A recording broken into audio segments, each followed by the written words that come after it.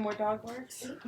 Well, good evening, everybody. This is Electrical Essence, and I have here with me Luna, I was co-hosting, and as well as Triple C.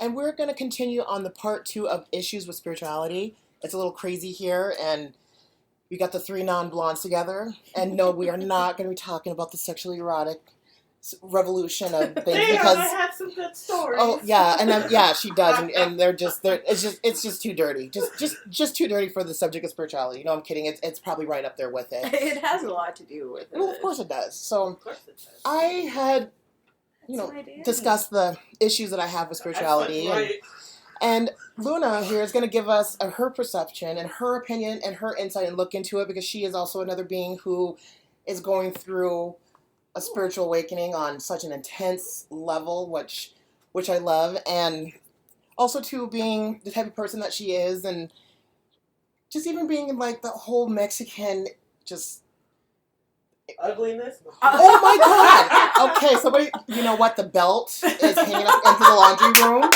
You know, and beat that ass. Yeah, beat the face and the ass. Oh, I like that though. The ugliness. No, just if you watch my Venus, you watch my Venus things. You know, she's in there. She's Venus ruled. I mean, come on, was blessed with that Venus beauty. So, and that's probably why all these men are fucking obsessed with her.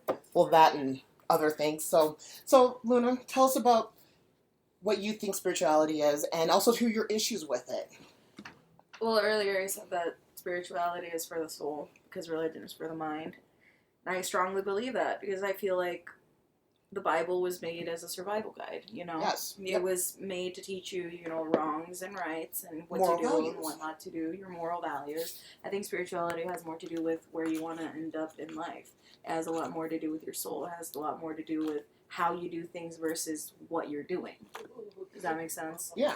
Like, people go to church to cleanse themselves, to, let go of bad things. But what they fail to realize is that it's not enough. To be able to just read a book and feel guilty and avoid doing things that you normally do.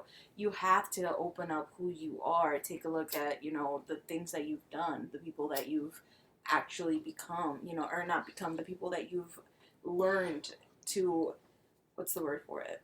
Accept, I guess. You have to grow beyond yourself. You can't just follow a set of rules and let that be who you are. You have to be your own rules. We're all different people. You can't just put us all in the same category all the time. Yeah. Like exactly. when it comes to like our soul, like who we are, yeah, we're all, that's where that uniqueness, Yeah, you have your own path. Everyone has their own path. Just like we die alone, just like we're born alone, you don't Yeah, I say that all the time too. You don't have anyone to rely on, and going about it in a spiritual way, you find out who you really are. You find out if you're okay with the person that you are. And then if you're not, then that's when you really got to do some work. And, yeah, exactly. I had mentioned, okay, Cece, quit making the dog bark. so like I had spoke about like. So that vodka. I've been going through spiritual awakening since I was a kid, and part of spiritual awakening to me is like that profound awareness of self, like where you're operating at that high level of. You're not only aware of yourself, but you're aware of everything around you, and and it's like a way of tapping in, and you see people different, and you're really listening to the words coming out of your mouth, and everything. You're paying attention. You're fine. It's like being awake. That's why it's called an awakening. Yeah, it's stop smoking.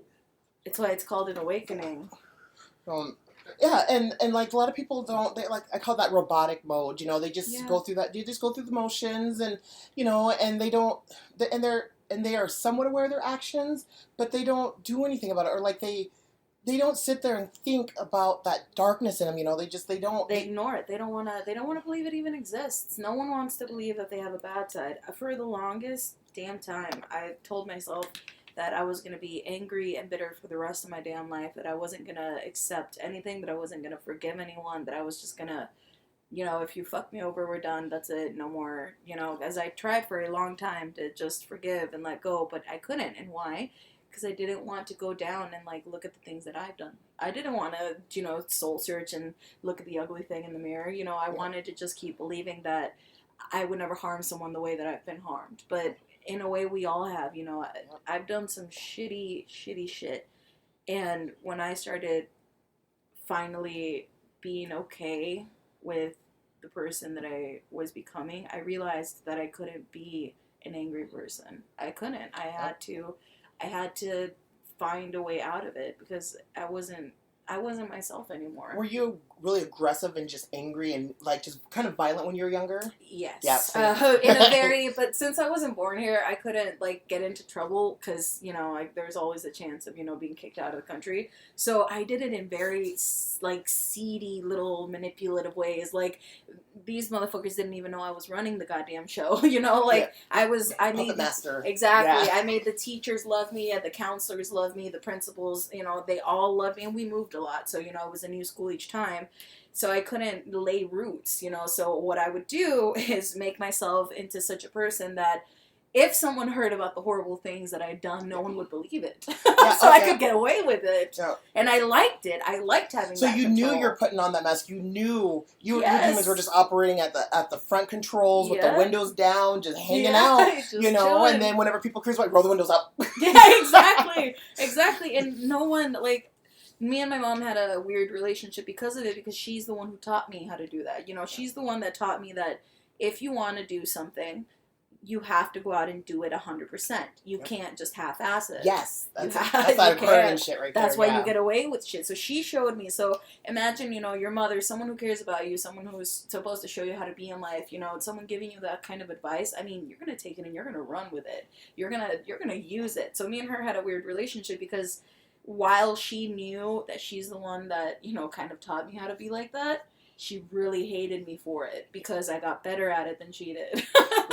You know, and that's, you know, like, with Aquarius, because I know your mom being Aquarius, like, Aquarius parents, especially moms, especially with girls, you know, you want them to be hard, you want them to be, you know, you don't want them to be operating at that emotional level, you want them to be operating at that mental level, you want them to be able, that sword, that shield, you got to protect yourself, you got to protect your heart, you got to protect your feelings, you got to protect who you are, because people go in there and just annihilate you. Exactly. So you got to know how to shield up. And she was a walking wound. Like, people were always stepping on her. She was always doing what she could for people. Yep. And just and being annihilated at the same time. Exactly. But she knew how to gear up when she needed to gear up. Oh yeah, God, she could hustle. Yeah, and it's just, and a lot of people that like doing charts, like a lot of people when they have that Aquarius in the 4th house, which is a lot of Scorpio risings will have that 4th house Aquarius, that shows right there that was like a weird relationship with the mother, you know, and especially, I don't know why, maybe because it's such a masculine sign, and like Aries, that's a masculine sign, and then, you know, being a woman coming into that masculine sign, you know, you got to be able to deal with the dualistic side of your feminine positive, the emotions, and being mental, and having to be strong, and, you know, and masculine signs can be very, very manipulative and it's because they have to be able to manipulate within themselves. Yeah, it was a circus. Like, it was, you know, I was one person at home, I was one person at school, I was one person with my friends, you know, and I wasn't being two-faced, I would never lie, you know, but I would just do things a certain way that people would know, you know, not to do things, you know, like they would just catch up on it, because I have that way with people. People can just kind of feel what I want them to feel, what I need them to feel at the time. And a lot of it is social cues. A lot of it is just eye contact, body language, whatever. You know, you act softer a certain way. You act harder a certain way. You don't have to say you're upset. You can just feel that I'm fucking upset. Well, you're a fire sign. You know, that's that first fire. So, of course, people are going to really feel that. And then also, too, when people that... especially weaker people, when they gravitate to you, it's the puppet mastering just kind of, that's why I was just saying I cannot have weak female friends. No, I can't bond.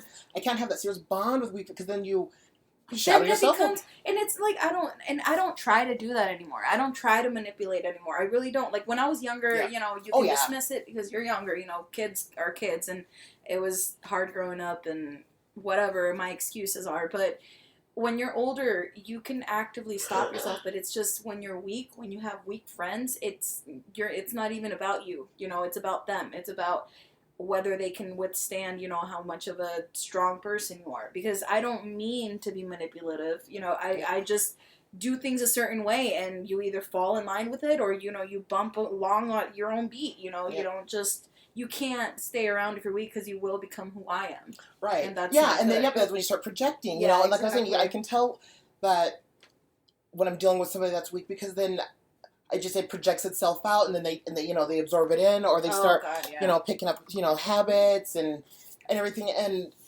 and like during the whole spiritual process too, it's like, you have to, like that constant awareness, that constant being, knowing it at the level that you're operating at. And then people that, like I said, I have an issue with people that say they're going through an awakening, or they've been through an awakening, and then they think they're just done. They think it just stops, like, you get so far down the road, like, here I am, no, it's a constant battle. Like I said, I do the work every day I do the work. Because there's some days where I'm vibrating at a really good level and getting along, and then there's some days that I just turn into this evil demon bitch, and then afterwards I'm like, and then I have to literally, and I have to literally apologize for my behavior, because it's like, I shouldn't do that. I need to be more aware of when I'm, being, a certain way, or acting a certain way, or being, and I have that spoiled brat whole thing, I talk about my kids being spoiled. Well, I have that whole, I wouldn't say princess, because I'm definitely not, I don't operate that princess level, but it's definitely queen level. Yeah, that,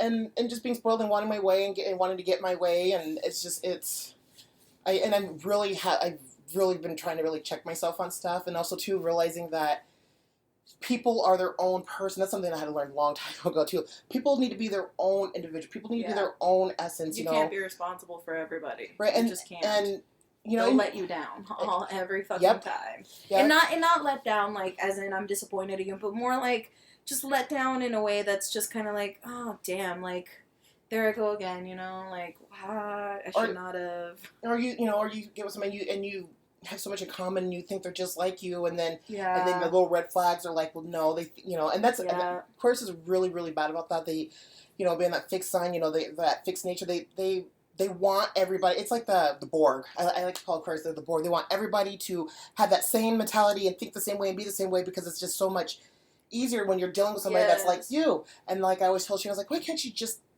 telepathically talk to me? Like when he starts questioning me, it's like, I just don't want to answer. So like whenever I do that shutdown or I'm irritated, you ask me questions, I'm just like, just read my mind. It's just, I love the Borg. It's just, it's so much simpler. There's no secrets, there's no lies. Everybody, Lord, you already know what the other person's thinking, and you're exactly the same. That's why people talk about Age of Aquarius being like the demon and devil age, and Satan, and that, that social programming and that mass consciousness and everything. Everybody pulling from that same cloud, and you know what? And in a sense, it kind of is, because think about everything that's going on, like how spirituality and all that just popped up, and everybody's like. That I'm a little creeped out by that too. Like where it's just like overnight. Like what was that video they were talking about? How they were like demons doing yoga and stuff. Oh yeah, that was That's why it's scary, because there are people out there who really don't believe in spirituality, but they have nowhere to go with it.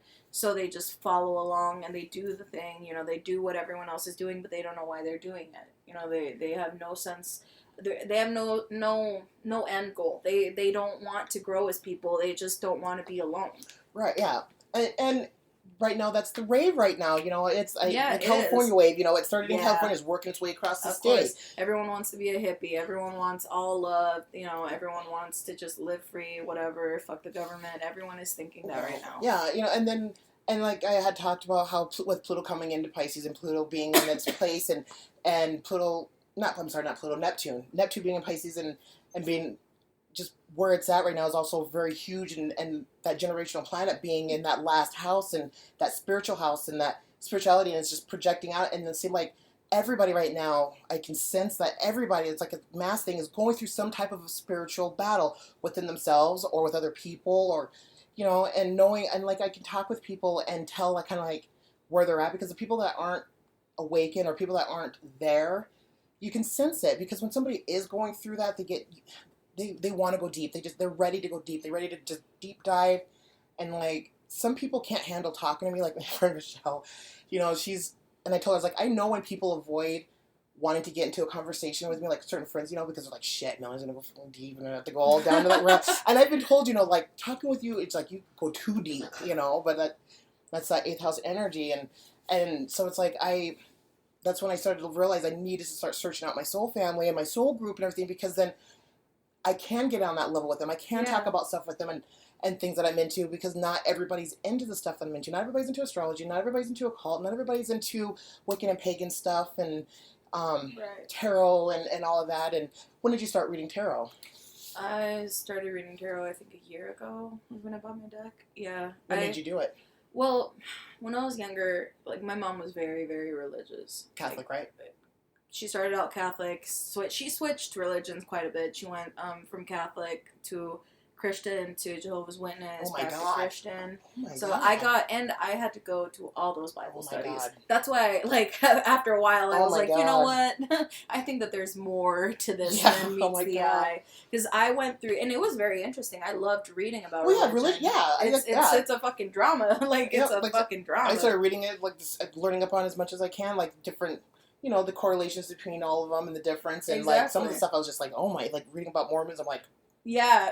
Okay, and they think that, you know, this other stuff is bad. What about this shit? That's like, it's all the same shit. Exactly. So, she was the one that, you know, would warn me. She warned me at a very, you know, young age about the devil and demons and things like that, right? This one night, she is very, very scared of dark energy and all that. Like, she's just freaked the hell out by it because in Mexico, you know, they had a lot of witchery and, like, someone actually did witchcraft on her. Like, when she had me, like, all her hair fell out and, like, she was, like, twisted into herself. She couldn't even breastfeed me. Like, they had to hold me to her. She couldn't touch me. Like, and that happened, I can't remember if it was for, like, a couple months. Like, they found a photo of her on a top shelf. My uncle did. It was his wife that was doing it.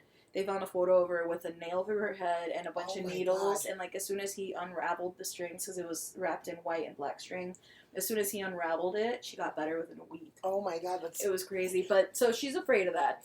But she gave her friend a tarot reading one night. She went out and bought just a regular set of cards because she was told that you're not to use a card or a used set of cards because you don't know what kind of energy is attached to it. So she gave her a reading, and then, like, all this crazy energy happened in the house. Like, the doors, like, started pounding. Like, it sounded like someone was trying to get its way in. Like, this storm came out of fucking nowhere, and it freaked her out so bad that it scared me off, but it left that curiosity. Curiosity killed the cat, satisfaction brought him back. Exactly. So I was freaked out, but I was like, you know what? I started doing research. I was like, she didn't do it correctly. You know, she really didn't have any safeguards. Like, I put up safeguards. You know, I have my own, like, symbolism with my numbers. And, you know, so, like, I do a certain set of candles and all that. But she didn't. And the way that she did it was really, really open. So it's like, no wonder something creepy this way came. Like, you messed up. So that experience is what got me interested. So I started reading a lot about witchcraft. You know, I started doing, you know, small, like, you know, like putting chamomile in my baths to make me seem more attractive and stuff.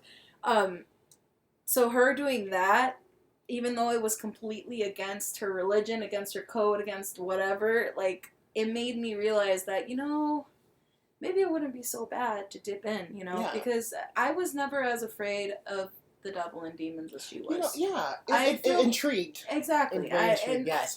I always thought I was evil when I was little because of that. Because I was interested in sex, and I was interested in the devil, and I wanted to know why everyone was so mad at Eve, because I would have fucking eaten the apple too. Like, I like knowledge. I like knowing things. Right, yeah. So then you are definitely one of those who have been dabbling for a very, very long time. So you know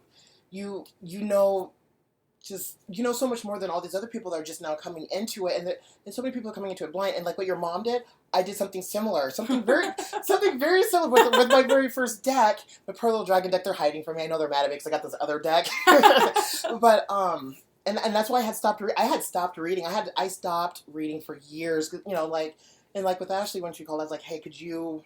Yeah. Because I was and I was afraid because I didn't do any safeguards when I was reading, and the first time I ever did a reading, during the reading my heart was pumping, and I was just, and all this, like, it was just popping in like that.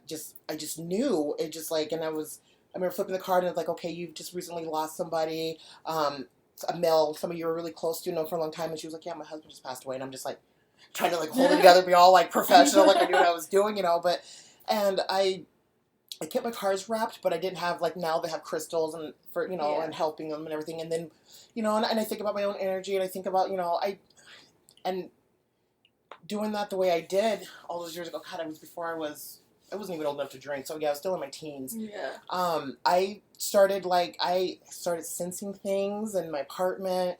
I started I felt like somebody had put something onto me, but when it was my own self, Yeah. and like I just really drew in and I couldn't tell if it was good or bad, and so and that was like the very first time I started really experiencing that whole other world, the other veil, So yeah. then, and that's when I was getting back into astrology again, because I go like in and out, like I go through periods, and that's when I was working on my astrology book, and it was everything was just amplified. That's during the time I did my Wiccan dedication ceremony, my baptism and everything. So it's like I had to step off. It's like, okay, I need to either not do this anymore, or I need to take a break and approach it when I'm at a different mental level. And that's what I did. I got back, when I got back into it, well, I've actually never stepped away from astrology, but when I got back into doing it deeply, I still kind of steered away from like the whole tarot thing, but it has always called to me, yeah, me, me too. Because ever since I was little, I'd get premonitions, I'd get like bad feelings, and they were always like dead on. Like my feelings were always right, always. And I thought, how cool would it be to be able to finally like control something like that, And tarot isn't so much about control as it is about safeguard. Safeguard is what I would say, I guess. It's not, you don't control the way things come out, but it's a way to help you, what's the word for it? Find your footing, I guess. Like know what's going on. Yeah, exactly. Be able to see things without having to force yourself to go through that, because it is the scariest thing to know that something bad is gonna happen and not have any indication of where, who, what, when. And like some of the readings, like I'll know instantly, and then there's times where it's just like, okay, I don't know what that's about, but I guess I will figure it out here soon. And then like it can come to me like 5 minutes later, 10 minutes later, like, or something will just like when I pulled, like right before my brother died and my dad got sick, I pulled the Tower with the death card, and it was like a few minutes after that it hit me. I'm like, oh my God, my dad, he's sicker than than I really ever give it credit for. And then I realized, oh my God, my daughter's there and she's going through it, and it just like that. I was warned, and then also too, paying attention to the transits and just the correlation of everything, and it's just like I knew, but I didn't know the depth of how far it went. But I just kind of stopped it from there, and sometimes you pay too much attention or you don't pay enough attention. But they've always been right, and they've always warned me about stuff, and they've also warned me about me being fucking retarded, doing retarded shit, and so, and I don't read them all the time. I read them like when I feel like I need to, but yeah, I definitely I just answer the call. I've never pulled cards for somebody else, like homie, and like I've done it a few times, like where somebody's just there on my mind or there's something going on, and I'll pull their cards. Have you done that before? Definitely. Whenever I get a sense, like, it starts like a tickle almost in the back of my throat. Like, and I feel weird. I feel like really awkward. Because I feel like I have to tell them something, but I don't know what it is. So I'm just kind of like, do you want a reading? Like, no, like whenever I send you stuff, like whenever I'm watching my astrology stuff, because it's like a daily routine. My astrology stuff, and then I do look into spiritual stuff, and like I said, I do the work every day. It's basically religious. Like whenever I'd send you like little clips of stuff, like did it resonate with you? Like what was going on? Yeah, definitely. And that was kind of like I was saying in my first episode. I don't ever do anything just to do. I'm not a top layer surface writing person. There's always some type of deeper meaning or depth, and sometimes even like a hidden reason. And sometimes that hidden reason is not good or bad, but it's like a lot of times it's just I'm testing to see if is a strong link or how strong that link is. And I know like whenever it was like creeping me out to the point, not creeping. It was like so cool. Like we would talk about something and then. And then I go watch it, and they're just like, "Oh, that motherfucker want to strangle him," and it still happens. Like we did the sexual revolution episode, and then everyone else did it too. Yeah. That's why I'm talking to us through the TV. Careful about what you say out loud. You have to be careful because you are sending it out into the universe. Yep, and I have to, and I keep forgetting that, and then I realize shit, the fly on the wall that we're into. loading up into the fucking conscious cloud. Into the matrix. Yeah, and do it all the time. That's why, see the silence? Yeah, and do you think I pay attention to it? Yeah. No. And then my whole nakshatra to my sun sign, and like in my Vedic, or my Vedic astrology chart, it says, silence and to be quiet and to, but do I know? Because I'm a big fucking loudmouth. Yeah, it's hard.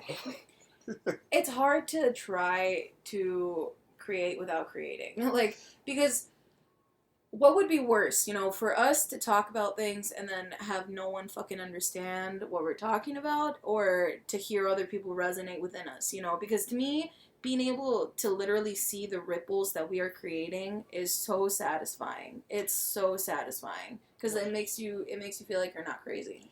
No. Oh, yeah, I always I'm always constantly, okay, making sure about, okay, am I going mentally ill? What's going on here? Especially, like electronics and technology is, like, at this level it's huge. And, like, when people, like, one of the signs, like, when you're, like, in the psych ward or dealing with, like, psychiatrists and psychologists and all that, one of the first questions is, does the TV talk to you? Oh, God, yeah.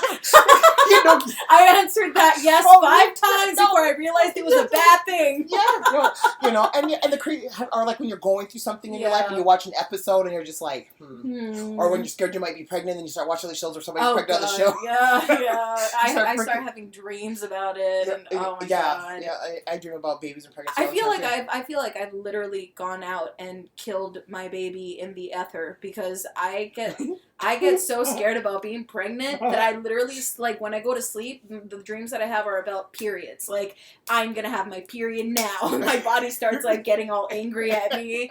And so I'm like, I'm pretty sure I've thought myself into miscarriages before, probably, because I'm so terrified of it. It's bad. But yeah, and Neptune, the Bill Cosby drunk planet, I call him Bill Cosby drunk planet because, like, you can look at Neptune in certain charts and see, like, because it's a sexual planet. I mean, it's the spirituality planet, it's a sexual planet, it wants to get drunk, high, and stoned, and play around in the water, and drunk, get people drunk, and, and roofie their drinks, and have sex with them without them knowing it. That's all Neptune. That is Neptune. Neptune, I mean, come on, he freaking kidnapped and raped Medusa and then turned her into Medusa so no other man could look at her. Yeah. And then, like, with Zeus was doing some fucked up shit to people too, like those planets and those gods, and they are Greek mythology is literally, like, basically anything that ever happened in Greek mythology is because of Zeus's dick. or any other dicks. Or any other. Or the pussies. Yeah, really. Yeah. It's all because of the sex. So yeah. So it's just, sometimes it's just too much. But, when you're dealing with spirituality, it's so deep that people don't understand how deep it goes. And like, doing the work, like,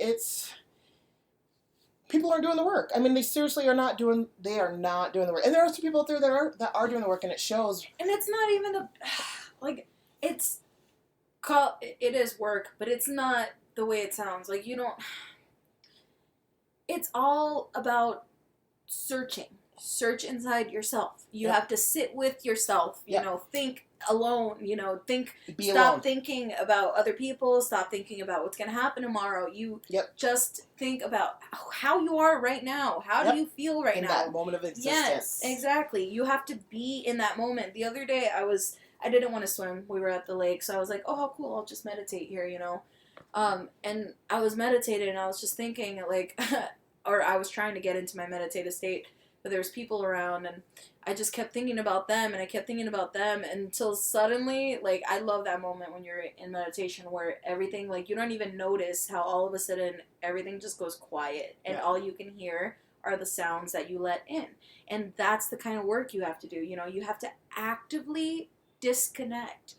Search for something else. Find a pattern, go tantric, go deep into who you are and try to fix things from the ground up, go deep into yourself, question things. Now, I believe that, like, when you are going through that process, you're always supposed to check in with yourself. You're always supposed to, question yourself and check with stuff. But then also, too, you can't always be within so much because then you get so wrapped up and into yourself that you could start fucking gaslighting yourself. Yeah, definitely. That's why you've got to reach out, because we are we're individuals, but yet we are like I am you, you are me. We're that one broken up into little separate snowflakes, basically. Oh, definitely. So you got to be able to, take in information. Like people that refuse, like I don't want to read that, I don't want to see that, I don't want to do that, I don't want to hear about that. It's like, how do you know it's going to resonate with you? Because if it resonates with you, hey, cool, it does. If it doesn't, that's extra information that you have stored in there because you might meet somebody else where, hey, you share that information with them. Like with me, I try to tell people all the time that just because I talk about it or just because I may seem very passionate about it, I'm a very passionate person anyways in my communication, but doesn't necessarily mean it's anything that I feel deeply about or have any opinions about, or it's me sharing information. So a lot of times whenever I talk about something, people automatically want to attach it to me, and so I try to give verbal hints to where it is coming from me and not from the collective pool of shit that I pile in there from all the information that I gather, because so it's like a lot of that useless knowledge, and some of it, I have to pull out the bear. I'm like, hey, this is not for me, this is for you, but so it's always good to, know who you can, and that's how you know who you connect to. That's how you know who's part of your soul family. And there's also people I'm learning this the hard way. They are part of your soul group, and they are part of your soul family, or there's a karmic bond, there's a karmic link, but sometimes you're not. It's kind of like that whole Hancock movie. I love Hancock. Like my whole life, my theory of soulmates was you have more than one. You have tons of them. Some of them you're meant to be with. Some of them you're not. Some of them it's just not good for you guys to even be in the same town because then you guys start fucking blowing shit up. Yeah. That energy is too intense. There's some people that, who knows, maybe in a past life you were lovers or like your husband, your wife and all that, but that's not who you're supposed to be with now. People automatically want to attach themselves to somebody like, oh, you're my soulmate, I need to be with you. No, you don't get to choose because you've already chosen before, you're here, if you believe in that whole theory, but it's like, you can't, it's just got to be natural. It's got to be organic. It's got to be... Yeah, it can't be forced. So you can't just start attaching yourself to all these people, because... just because you like them. You can't. Yeah. Like, some people just... Well, people in general do not... No one belongs to you. You are your own person. Yep, I had to learn that the hard way, too, where... Oh, yeah, I used to get so jealous of my friends. Like, I used to be such a jealous friend. Like, no, you're my best friend. See, I was the opposite. I'm like, no, I want all my friends to meet each other and be friends. Well, no, yeah, I wanted them all together, but with me.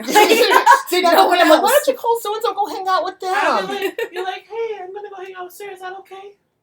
No. See, and I wasn't that friend, and then eventually, because like a lot of my friends know each other because of me, that's and then like I'm like, okay, hey, you meet her, but gotta go, like they're just straight belts out, but I always wanted.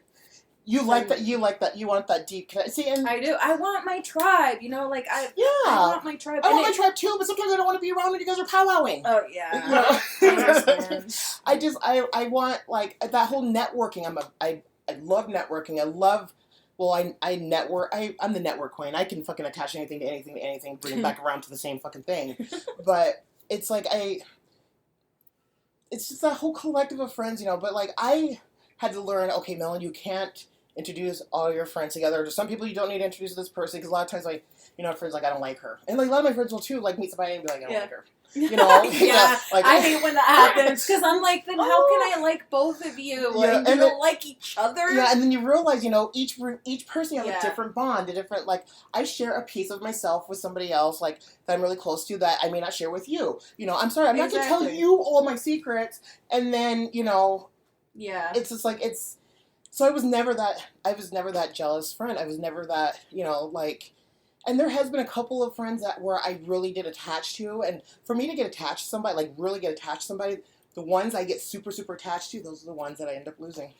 God, you say that and I just get all these flashbacks of horrible friendships, because I think that's why I became a jealous friend, because I swear, every person that has ever gotten, like, so goddamn close to my heart eventually meets somebody else, and it's like, see, this is why I say that I don't try to be manipulative, but if you're weak-minded, you're gonna buy into everything. Like, you're just gonna...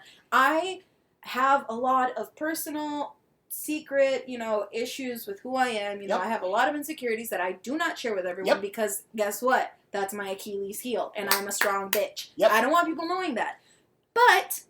it doesn't fucking matter, because these people get close to my goddamn heart, and I let them in, and then all of a sudden when they meet somebody else, it's like everything that I taught them about themselves, about how to be, because I turn them from caterpillars to butterflies, literally all the time.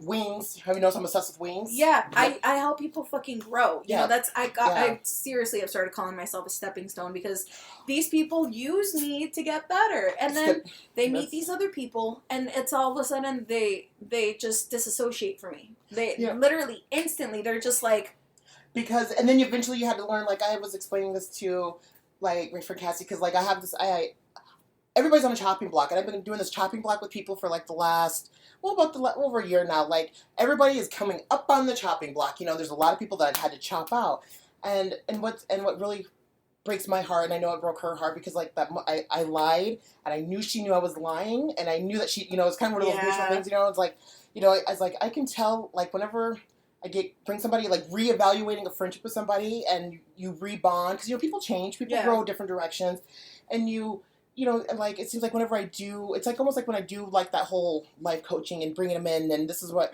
you know, this, you know, just like totally just get on that deep bond level with them, and I like, and that butterfly thing, like I always say, hey, some people transform into butterflies, some people turn into fucking moths. You know, they do, and so it seems like, and those people, and I was explaining to her, like it's kind of like that last call, like, okay, where do you fit at in my life? Because you know, when you're going through that whole spiritualness, you need to know who you need to let go. Who's on your team, right? Who you're going to let go, and who's going to stay, and you know, you start paying attention to certain things, you know, and and you know, and there's some people that have a dark side to them, and I love it. You know? Exactly. And it's not about judging them either. Exactly. No, it's just about looking at their lives. And then there's some people have like a dark side to it too, where it's like, okay, I'm uncomfortable with that. Like that's okay that you're like that, but I'm uncomfortable with that. And so it's just where there's like it causes a disconnect, you know. And the stepping stone, like I use that analogy too. Like we all use each other. We all use each other form of stepping stone. Sometimes you just have to. Not so much lay down, but sometimes you just have to give somebody that footing, that extra help over the wall, and they take it, and they fucking run, and with they do, just like Cassie did, you know, bring her in and do everything I could and buy everything for her and try to help improve different areas of her life that was lacking, and you know, and I remember we sat in the car, and I tell her, I was like, you know, seems like people I get close to, I lose them, you know, and like then she asked, she's like, you know, if she was, you know, she's like, does this mean like, she's like, does this mean this is probably going to be the ending of our friendship? Are you doing that with me? And I was just like, she's like, this, like she knew this was it. This was, and I remember as words were coming out of my mouth, I was like, no. And it's like, it was just like, I knew, like, and I don't know why I basically word vomited the lie, you know, I was just like, and because you wanted and I it. did, and I just didn't, because I didn't want to break her heart at that moment. Exactly. You know, and she already, I mean, she's a Sagittarius, of course she knew, she could see right through it. You know, that fire just burnt right through it, you know, and then after that, the whole illusion, everything, the whole, just the experience of that afterwards it was like being with somebody that you knew that you didn't like anymore. And that just couldn't anymore. Yeah, it just that the love, everything just like it just fizzled away.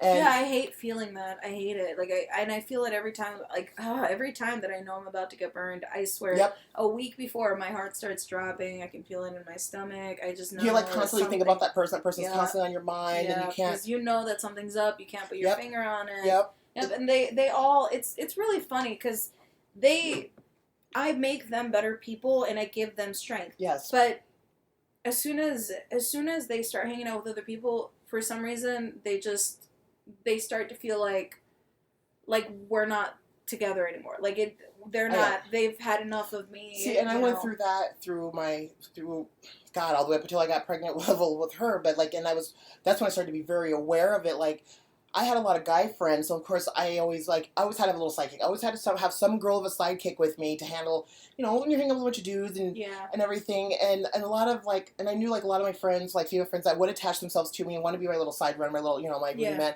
It was because of the boys. You know, the moment they were able to hook up with one of them, gone. Or the minute that they're just with Nick or. Man, maybe I shouldn't have said his name, but it's not like he's ever going to listen to this. But Nick broke my heart the hardest. He was this gay guy from high school. And it's always the gay guy from oh fucking my high school. god, he like literally he transformed into this confident stand-up guy. Like when I met him, he wasn't even out of the closet yet. Like he was so like frumpy and he didn't care about himself. He finally got this confidence and all this great stuff, but then he like became jealous of me. And it's like, I have my own issues. Yeah. I have issues. I just don't, and he knows that I have them, you know, because I was very real with him. I may not have told him everything, you know, but he just became jealous of nothing, you know. He just wanted more, and he thought that in order to do that, he had to go over me. And he became this ugly person, Yeah, you know. I've witnessed that too. He doesn't look happy anymore, you know. He just looks fake. He looks like he's dead to the world, you know. It's so saddening because he's one of those people that bought into me, you know, that bought into the confidence that I project, you know. He bought into the illusion. And he thought that he could keep it up without having me there, because he didn't need me to boost him up anymore. Yeah. You know, he had his own newfound confidence, whatever. And he tried to trash me along the damn way because he didn't know how, you know, he didn't know how else to exist, you know. He didn't know what to grab onto in order to continue, and it's horrible. Yeah, like and it's not a competition. It's not. I'm not competing with you. You're not competing with me. You're your own essence. I'm my own essence. You know, it's. We can both be great and together. And dealing with weak-minded people and like the puppeteering. Like I always have to. My old best friend Kaylee's always say that shit. She's like, Melanie, are you being the puppet master? And I'm like, no, I'm not. I swear, I'm not trying. You know, but lots of, you know, like it's not my fault that you listen to me. You know, yeah, and it's like having, you know, those, you know, the powers, you know, like I'm not gonna use my power for evil, only for good, because like psychologists and counselors, you know, that they're using forms of manipulation to help people, and like right now they're not really doing what they're supposed to be doing. That's why I had to. Like my whole wanting to go into counseling and being a therapist and like going to school and like here I am in my senior year and I'm questioning all of that. I'm just like, especially like what you went through. I'm like, I was like, I do not want to have anything to do with that. And just like with those people and like what I've experienced and just flashing back, it's like, no, that they're doing it wrong. They're not. They're just pulling out these textbooks and then pointing to it and then here we go. That's what's wrong with you. No, that's not how you counsel. It's not how you heal people or help them heal themselves. Just like with doctors. You know, I watched this thing with this girl.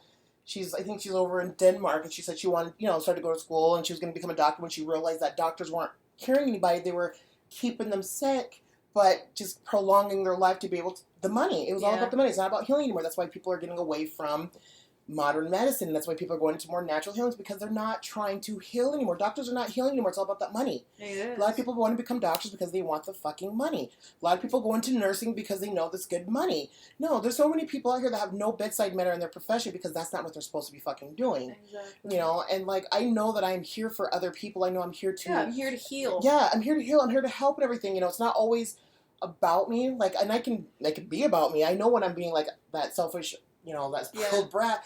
But honestly, like, at the depths of my soul, whenever I am working with somebody or counseling with somebody, it's not about me. It's about them, helping them heal them, and not heal them in a way that I think they need to be healed. I mean, I could see it. Like, because a lot of times you can meet somebody and just know their whole fucking program, but you just can't assume. But you can't assume, and you can't also, too, like, you got to see how it plays out. You know, you got to be able to see if they're catching on to what you're catching on without you basically incepting their fucking brain. Yeah, you know? Exactly. And when you are strong, when you are mentally strong, when you are a very masculine person mentally and everything, and your whole vibration, you know, you have to be very careful and like very careful. And like when I was learning about different, you know, aspects in my charts, like that book there, that I love that book. It talks about how, like, you know, you have this conjunction too, that Mercury and Sun together, and when it's, you know, trining or the certain aspects to it, to where you can literally mind manipulate somebody through your communication, you know, through the help of your son, you know, and they not realize it. This one kid, I felt so bad, like, as I don't realize like how hard it is to look away when I am talking to someone. So being able to incept into somebody's mind is a very dangerous game. So whenever you are working with somebody, you got to really watch yourself. You got to watch words that you say, and also the level of type of person they're at, because some people are so weak-minded that you could totally build up a character in them that's not them, and then when it all shatters, then you're the bad guy. Yeah, you're the bad guy. You're the bad guy. You, even though they buy into it just as much as you do. And sometimes you don't mean to do it, and Yeah. other times it just happens, and so we are talking about spirituality. I got into the rant of my issues with spirituality, people that aren't doing the work, or people pretending to go through it, and and it was the piece there that talked about like the demons and the devils are doing yoga and Reiki and all the healings, and then all the angels are down in hell partying and doing acid and tripping on ecstasy, and basically I see it now. I totally see it. It's a total flip, and then the rest of us are on the sidelines like, what the fuck is going on here? It's like you walked out to a freak show.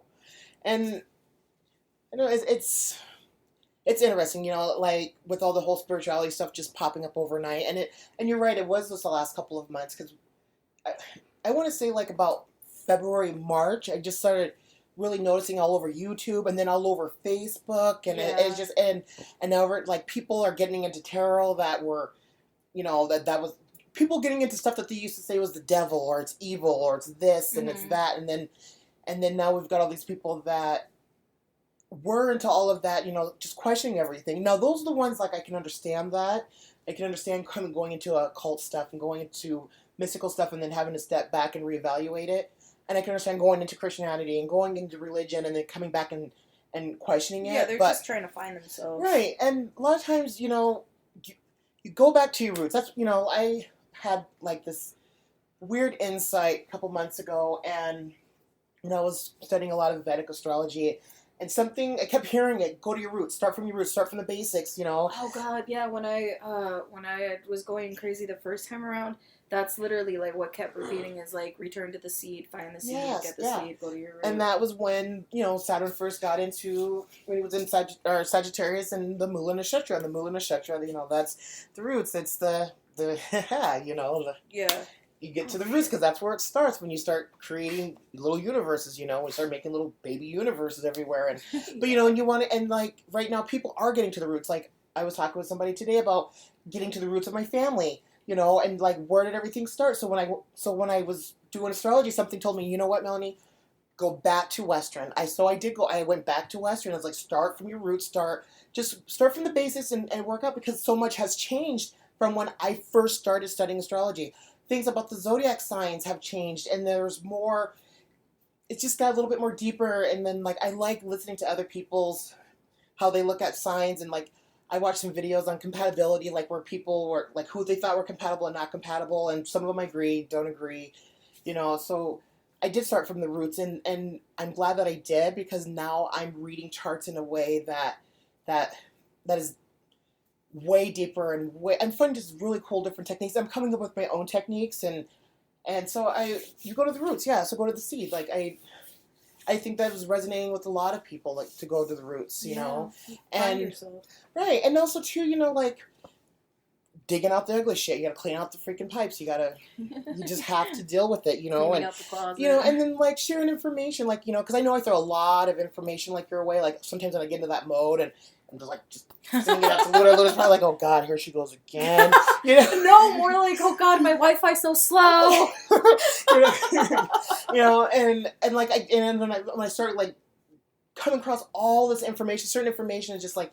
It's almost like I know who to share it with, like, and sometimes it's like, it's not just meant for me, it's meant for you, like, and like, especially when Aries was going through that whole thing where it's, like, your life doesn't feel like it's if you're not in a movie, and then some of the stuff that you were, like, experiencing, like, it was just too close, it was like, too accurate, and it was, and I love that, because then it just, that's how I know that we have a connection, just because of the things that's in that short amount of time of being around each other, the conversations and Neptune talking and you going through everything that you're going through, and then people pulling tarot for Aries. Even now they're still pulling shit about the moving and the house, and right now with the whole Mars aspect, things going on at home. Yeah, I saw that.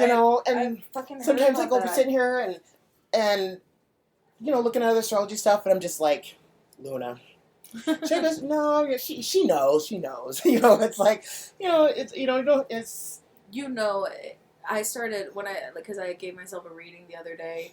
One, I asked about love life because there's this. Oh yeah. That's the newest thing. Yes, you're wanting. Yes, love. isn't that horrible? Like Yep. I feel so basic because it's just I don't hate it. It's just weird to like be going through something and then hear people talking about you going through something and it's like, oh my god, why am I so cliche? Because sometimes we don't always necessarily message or talk to each other every day because I already know what's going on in your life. Yeah, you already know. I already know. You already I already know. And Brody gave me a reading too, and it was like telling me that I need to like connect with myself again, get back into my spirituality and all that. And like me telling you to get back into the whole sexuality thing. Yeah, exactly. Everything has been urging me. Like seriously, I read the tarot deck and I can feel it rolling his eyes at me. like this bitch. Like I've told you what you need. You just need to go do it. And I think a lot of times too that it when you word vomit, like when I'm talking to somebody and the words just come out of my mouth and it's just like, okay, there it is. That's the message for you. Yeah. And I don't know. So I love that connection, and I love that you can experience creepy stuff with me, like the music box thing. That music, like it was like, oh, thank God, I'm not that crazy. I may be a little bit crazy, but not yet. Not yet. Like maybe when I go a little bit further down the rabbit hole, then maybe Yeah. But at least this time I'll be ready for it. Yeah. Now next time you'll be ready for it because Definitely. it's. I'll know how to buffer it. And like, the goddess Kama, she has an anchor. You probably need, and your brother would be a really good anchor for you because how strong he is. Yeah. But it's just hard to tune into him at all because he is so much like me, but we are so different at the same damn time that it's, whenever I try to connect with him, it's like he projects who I am back at me, and it like becomes a mirror. Like he deflects it, and it's he doesn't even realize he's doing it. He's so natural at it. I would love to get his birth information because you're gonna love this. Oh, he was born April 13th, 1997. 97. Yeah. He's always been one number. Like that. Are you talking about your brother? Yeah, he's always been one number. And does he realize how fucking sexy he is? Yes. No, he doesn't. He has such. I've literally sat outside the work and was like, check this out. Oh my god. Yeah, I've literally stalked your brother. He's fucking. He's so pretty. He doesn't even know it. It's like that. It takes me back to like. He looks. I'm sorry. He looks like Slash's little. He looks like that's Slash's little brother. Like Slash literally has a clone out here, or some kid out here wandering around from like some roadie chick that he fucked, and it was probably your mother. Yeah, oh my god! Yeah, and it's just secret. And even when he plays guitar. I know. I know. Trust me. I know. I know. It sounds like I'm infatuated with him, but no, I raised him. I've raised him. I talk about how sexy my dad is. He's my child. Yeah. Like, he's my child. No, but he has such low self-esteem. Why? Because he was a chubby kid, and mom always shaved his head. And oh, God. So that's why he grows his hair out now. Yeah, because he never had that choice, and It's the most wrong girl. Well, they're going to do that, and that's okay, and they're stubborn in their way anyways, like Aries men. Like, they know what they're looking for. He just, it makes me so sad. It breaks my little heart. He's such a strong person. He's been through some shit, too. It sucks. His girlfriend left him for his best friend twice. So fucking twice. He got back with her second time? No. The second girl he got with left him for his best friend, too. Yeah. Okay, you got your moon. Yeah, moon third house. I'm looking at your chart here, and there they are, just sitting there in that freaking 11th house. Yep, I love that though. Of course I'm gonna love that house. It's my house. It's my home. There's a couple of things in here that I should probably do a little bit more digging on it, because I usually like to look at your west or your eastern chart, but there's some stuff on your western chart that I should check out. But you have some great. I mean, your chart's beautiful. Like look at that. Look at those. I just think it's so cool that my birthstone is a diamond, and that looks like a diamond. Yeah, and it's nice, and you've got just like that perfect aspect, from your moon to your sun, I know all those to your trines. Jupiter, back to your moon. Like, you just got those nice harmonious aspects going together.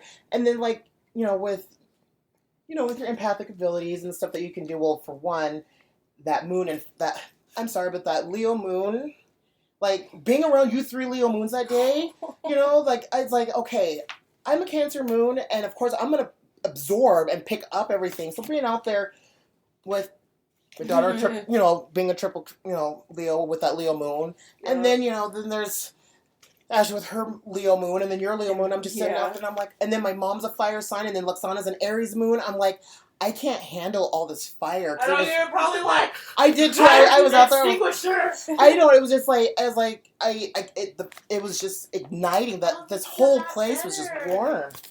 So, I'm going to kind of look into this, but this is definitely a subject, this is an ongoing subject, because, there are some things in spirituality that do need to be confronted, because, when you're going through that period, you have to confront that too. Leave no stone unturned, and you've always got to question yourself, and what I think is, what I think is the most coolest thing, though, is you understand the whole, you have to look at your dark. You have to know your demon. You have to come to terms with shit that you've done. Like, oh God, okay, you want to hear a funny story? Okay.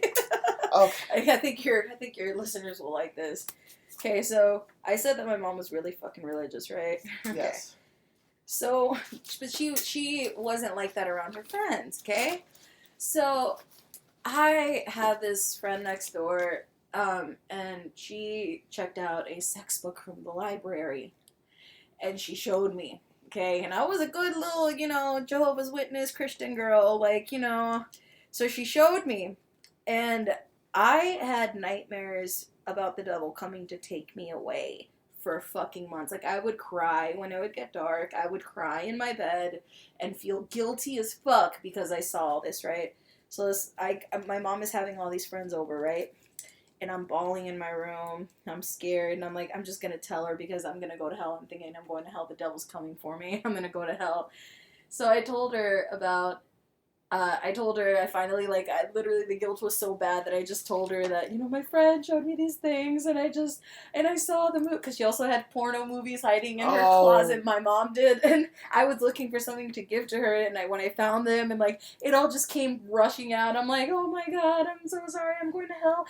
And she was so pissed because she was in front of all her friends. She just, I was freaking out. I thought I was gonna die. You were that night from your mother, from embarrassing her in front of all her friends. Well, yeah, I was gonna fucking die. So I went out there and I told her, and she just turns around and she's like, "There's no such thing as the devil. There's nothing wrong. Okay, just go to fucking bed. Stop talking to me right now." She just, fucking flipped the fuck out. And after that, I was like, you know what? Maybe sexuality is not such a bad thing, maybe I'm not that evil. She just said, the devil doesn't really exist, so she must not believe in God either. So either, yeah. Yeah, it must not be. So it's really funny to go through self-exploration, that aspect. I love that when it's between Neptune and Pluto, when it's good, that positive, because that gives you a nice flow of that empathic ability, it's just connecting nicely together to where your Pluto's, that's your hubby. You know what? Actually, you know what? Your Pluto hubby is probably a female that is just butched out. That would be it. That's probably your whole dark sided energy. It's not a guy. It's a dark female posing as a male. Probably your brother. Probably why I'm. Oh, that's so fucking weird. Because we always say that I was supposed to be born a boy and Joe was supposed to be born a girl, because he is so feminine and caring. He can be very soft. Yeah, he's so sensitive, and I've never been like that. I mean, I'm really nurturing, but I'm a steel fist nurturer. Yeah, me too. I love you, but you're under my thumb. See, and my Cancer moon, Cancer rising. It's, yes, I'm a mother. I'm nurturing, but not for little children. For adults. Exactly. Little kids. Yeah, I'm not built for little kids. I don't have the mouth for little kids, and don't bring your little kids around me unless you really want me to really fuck up their shit. They'll grow up into some awesome human beings, but because they're not sheltered. Yeah, they won't be sheltered. But That's funny that you say that, because like me and Joe have always had that yin and yang, always that yin and yang. You know, and everything in this life there is a yin yang to everything, to ourselves, to things that we do, you know. So that makes sense. But your brother, though, he's definitely a very intriguing topic that I wouldn't mind, you know, kind of digging more into, kind of like, because he's so young, he's still a baby. Yeah, he's still he's more baby. mature than he looks. Oh yeah, but he's with the age. He just turned 20. That's so weird, man. I'm getting old. My children are all old. I'm getting old. I'm 22. yeah. Oh my god, 22. That number's haunting me, because you know it's a very dangerous number. Yes, it is. It's a very dangerous number, you know, and like what's not having that 22 degrees rising, and I was like, my friend Jazz this chart, and I saw that yeah, and I saw that Jazz had the 22 rise. Oh, good, she's in her late 20s and she's still alive. Okay, we're good. You know, so it'll be all right. Yeah, so I'm gonna go ahead and we're gonna end the broadcast here. This is definitely an ongoing subject of just so much stuff, but you know, and I kind of debated what the whole title of Issues of Spirituality, and you know, but I do have some issues. And outside issues are affecting my inside issues with it, you know, and I cannot stress enough that, you know, when you're going through a spiritual awakening, if you're going through it and you really, really want to honestly, through your pure heart and soul, work through it, you've got to go down deep into the plumbing. You've got to go wade through the shit. You know, Saturn, I mean, you don't want to have to deal with Saturn, you know, especially with Saturn sitting still in Sagittarius. Now he finally moved from 22 degrees to 21 degrees. It's like, can we please just get this over with, Saturn? But like in Vedic, he's in Scorpio right now. It's like, God, I'm getting hit. I'm getting hit from both sides, and then Pluto's in Aquarius and the other side. So Kentu, you know, he's in Aquarius. So I have a lot of shadowing going on with myself and with my natal chart and with my progress chart and even with my solar return chart. So it's kind of like, it's basically hovering over me, like, so I'm like, fine, you know, and I've dealt with the darkness in myself before. I've done a lot of souls. I soul search all the time as I go through these periods, you know, and you know, when you have those epiphanies about not just yourself but about life, and yeah, you feel so good afterwards too. You feel like you stop feeling guilty about a lot of things. Yeah, because guilt that you don't even know that you're carrying. Yeah, and it's like the universe telling you that everything's gonna be okay. Yeah. You know, that's why I like that song by you know, Flight Boss. You know, it's like everything's all right. You know, it's a matter of, you know, because you got to come to terms with that, because you know, when the judgment, you judging other people and not, you know, and not looking at yourself, because at the end there you are judging yourself. You have to face yourself there at the end. You know, when you die alone, you have to face that. Like, did you come to terms with that? How do you feel about that? Yes, you knew that was wrong, but like, what about when the other person did it and you judged them on it? You know, it's so, you have to really be careful about being judgmental. And I check myself on it too. So I have to always look at it from, am I being judgmental because of this? Because I always tell people, like, I'm a very open person. I'm a very non-judgmental person. I will never judge another person for the dirt that they do, as long as that dirt doesn't affect me. Yeah. I don't bring that dirt in my fucking house, we're fine. But even when you do bring that dirt in my house, even when the dirt does affect me, what did I do to allow it to come back to me? So there's always, you know, because it's like you gotta hold yourself accountable. Because everything comes back to how, like, my favorite thing whenever I tell people, whenever I try to explain to people, like, why you can't carry guilt around like that, why? Because you will always come back to that, you know, you will always come back to that. That will always come back to you, because it's nobody's business. What you feel, your opinions, nobody's business. Right. Their opinions, not your business. None of your fucking business. I always tell them, no one really gives a shit about what you're doing. They give a shit about how it will affect them and what they're doing. They don't really give a shit about what you do. Yeah, your opinion of me is none of my fucking business. And you try to make it my business, and I don't want it to be my business, take that shit. Fucking exactly. You can't, like, it's none of your fucking business. It doesn't affect you. You know, if it really does affect you that deeply, it's because deep down you either want to do it or you've done it before. Or there's it's something resonating within you that you need to come to terms with. Fucking come to terms with. Exactly. Like, for the longest time, when I said, that I would be angry forever, it's because I was angry at myself, because I couldn't be the person that everyone had built me up to be when I was younger, Like, it fucking, you can't let that shit keep coming with you. You can't. It makes you bitter and old. Or trying to be something that you're not, or trying, like the whole fake it till you make it. I hate term. Because when you fake it till you make it, then you end up faking it and you lose yourself in that, and you do become that fake plastic shell bitch, like, what, if you come from dirt and you're rising yourself up from the dirt, don't ever forget where you came from. Don't ever forget your roots. And also, too, don't ever try to project yourself out there to a level to where, it's, because when you project yourself at the level that you know that you're not at, and then people start to kind of look around, what you're projecting out, seeing where it's coming from, and, and people are going to definitely have, like, those two sides. Like, you're going to have your outside world, your inside world, like with me, like, there's things that I want you to see of me, yes, but when it comes to knowing who I am, like, your opinion of me does not fucking matter to me unless we have a bond. Then I care what you think of me. Then I can sit and try to understand of your view through your eyes of me. But if you're not that level with me, and you are not somebody that I'm growing with, because, a lot of us are growing together, like, through our soul groups and soul bonding and all that, through our spiritual awakening. Yeah.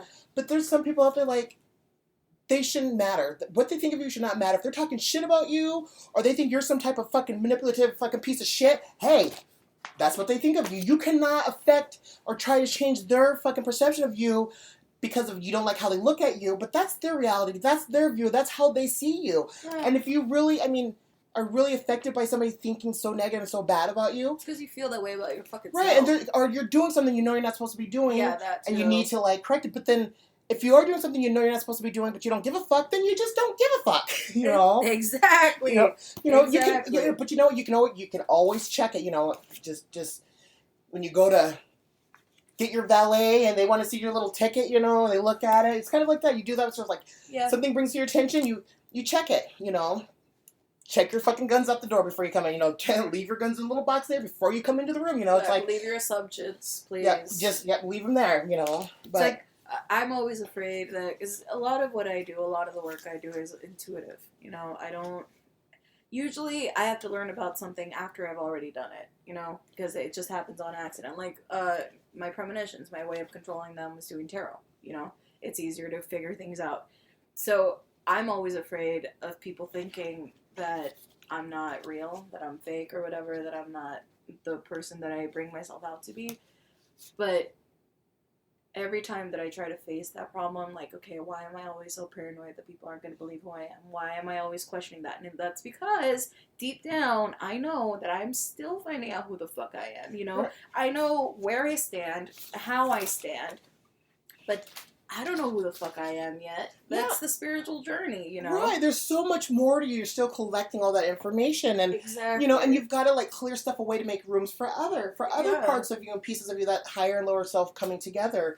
And, like, I've always known who I am. I know who I am at a core. I've always tried to keep myself in check. Like, I'll read, like when I read into, like, my chart and read other different, programs and stuff like that about Aquariuses and stuff like that, and I look at read stuff, I'm like, oh my god, I do that. Yeah. Oh my god, I do that. Like, and like when I start really seeing, like, dark, fucked up shit about myself, like, and different chat groups that talk about Aquariuses, like, they, like the dark sides and everything. And, like, the first time I ever watched that one dark side video of the Aquarius female, I was like, yep, that was me when I was in high school. And that was me. Yep. It's like, because now I can actually look at that dark side and look at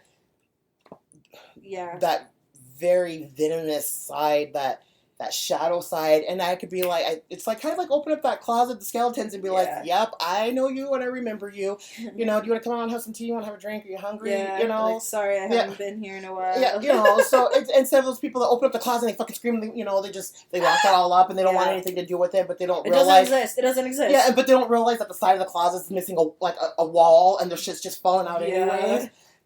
So it's like you've got to. Like, oh, what was that? Nothing. They're like taking it under the bed. Yeah. Like, no, stop. You have to, and you know what?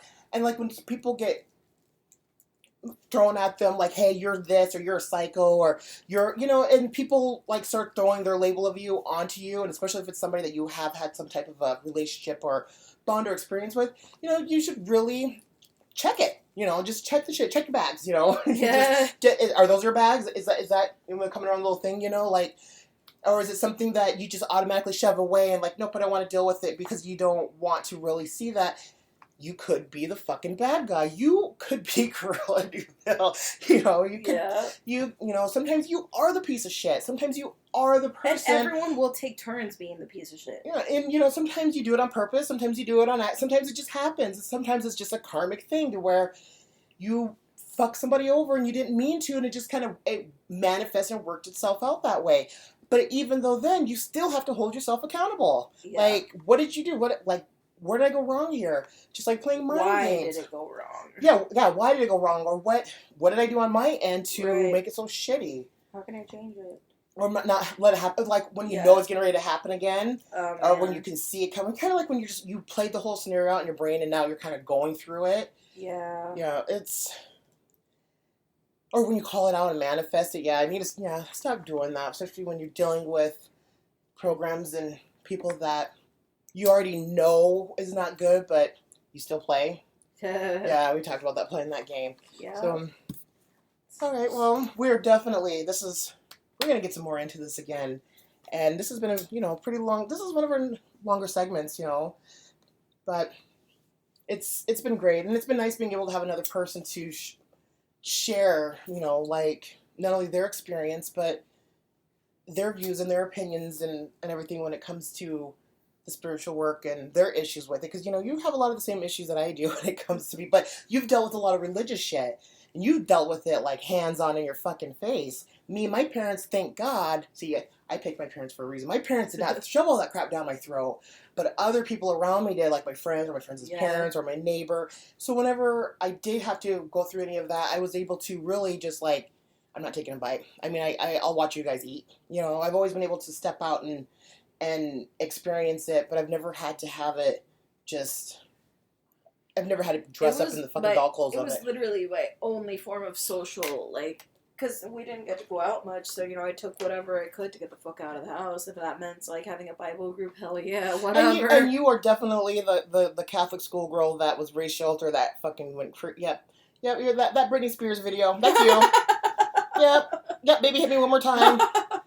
Yeah. And, and all of my friends that were raised in very some type of religious programming or religious just brainwashing, not all of it's brainwashing, but a lot of it is, they're the ones that are strippers, prostitutes, nymphos, closet sex addicts, man eaters, man haters, man freaking annihilators, Yeah. There's a reason, because they got so sheltered, and sexuality was sheltered, and definitely. And again, sexuality is back to saw spirituality. So much irony, because one of the biggest things in religion is sex. You do not. That is taboo. Yep, the suppression of sex, and they wonder why they're touching the little boys. Yeah, and they wonder, and then they have all these sexually depicted portraits of Bible stories, people are always fucking naked in that, and how do you how do you it's the hypocrisy of exactly it. You're sitting there telling all these people no sex before marriage, no sex. My mom, I was telling my mom everywhere, and even my mom agreed that we're talking about the whole sex before marriage. She's like, don't you want to see what you're getting into? I was like, hell yeah, that was my whole perspective of sexuality as when I was younger. I was like, I don't want to fucking marry the first person I fuck. Oh my god, because just my luck, I'll end up with what you got. No, okay. No, I'm sorry. I need to know you. We need to bond and and experiment and I'm not gonna.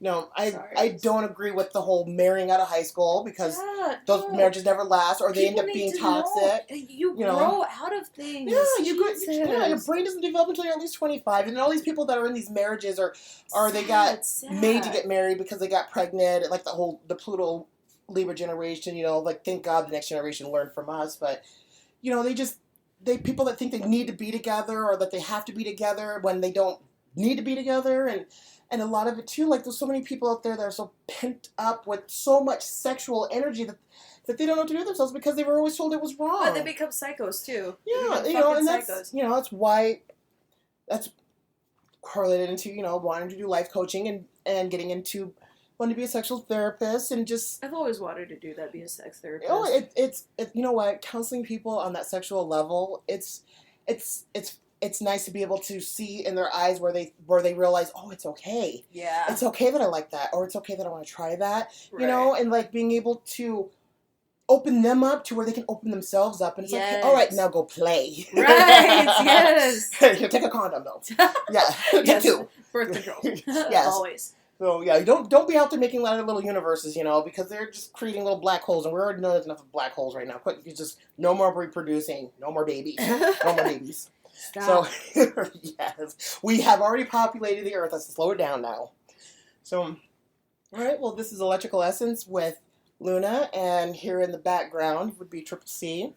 And thank you for tuning in and listening. And we will be back on the subject of issues of spirituality, and we are going to touch base a little bit more into the sexuality part of it, because that is the root, that is the Mula Nakshatra of all the fucking issues with spirituality and people's shadow side. A lot of people's shadow side is because of sexuality. Yep. Freaking just like succubizing vampiric women, it has to do with the suppression of their sexuality. Have you seen the new Harry Potter movie, the one that just came out? No, I have not, but we can discuss it. All right, you guys, you have a good night.